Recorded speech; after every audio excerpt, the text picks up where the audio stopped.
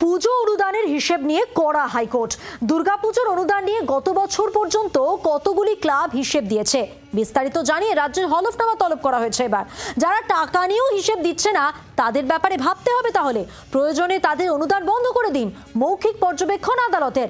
অনুদান দেওয়ায় হাইকোর্ট কোনো আপত্তি করেনি। পুজোর পরে শুনানি হোক, সওয়াল রাজ্যের অ্যাডভোকেট জেনারেলের। পুজোর পরে আর এই মামলার গুরুত্ব কি? হিসেব দেওয়া হচ্ছে না বলেই এখানে অভিযোগ। পদক্ষেপ করতে হলে পুজোর আগেই করতে হবে। শুনানিতে এই মন্তব্যই করেছেন এই প্রশ্ন তুলে বিচারপতি। বুধবার মামলার পরবর্তী শুনানি।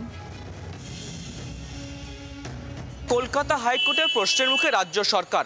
হাইকোর্টের স্পষ্ট বক্তব্য যে অনুদান নেবার পরেও যারা এখনো হিসাবপত্র দিচ্ছেন না তাদের বিষয় কিন্তু ভাবতে হবে। প্রয়োজন হলে অনুদান বন্ধ করে দিন, এমনটাই কিন্তু হুঁশিয়ারি দিয়েছে মৌখিকভাবে কলকাতা হাইকোর্টের বিচারপতি সুজয় পালের ডিভিশন বেঞ্চ। আরও হাইকোর্টের নির্দেশ এটা যে কত ক্লাবকে দেওয়া হয়েছিল, কোন কোন ক্লাব হিসাব দেয়নি তার তথ্য কিন্তু দিতে হবে হাইকোর্টের কাছে। রাজ্য সময় চেয়েছিল এই মামলা রাখা হোক পুজোর পরে, কিন্তু হাইকোর্ট স্পষ্ট বলল যে এই মামলাটা কিন্তু পুজোর অনুদান নিয়ে, সুতরাং এত পরে সম্ভব নয়, মামলা আগেই হবে। অর্থাৎ 48 ঘন্টার মধ্যে রাজ্যকে দিতে হবে সেই তথ্য যে কোন কোন ক্লাব টাকা নেবার পরেও হিসাব দেয়নি। সেই হিসেবের পরে আদালত সিদ্ধান্ত নেবে সেই সমস্ত ক্লাব আগামী দিনে অনুদান পাবে কি পাবে না।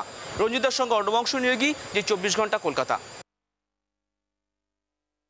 রাজ্য সরকারেরই নীতি হচ্ছে টাকা ছাড়বো না, হিসেব দেব না, এবং শুধুমাত্র মুষ্টিমেয় কয়েকটি চোরকে আটকানোর জন্য আজকে 100 দিনের টাকা বন্ধ।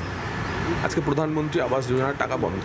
যারা বলছে না চোরও ধরবো না কিন্তু টাকাও ছাড়বো না, আবাস যোজনার ক্ষেত্রেও তাই হয়েছে। তাই রাজ্য সরকারের যখন একটা ঘোষিত নীতি, তখন এবার চোরের ওপর বাটপাড়ি। সেই রাজ্য সরকারের থেকে যারা টাকা নিচ্ছে তারা কেন হিসেব দেবে?